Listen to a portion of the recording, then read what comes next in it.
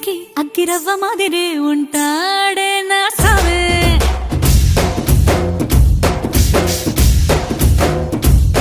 మెత్తాని పత్తి పువ్వుల మరే సంటో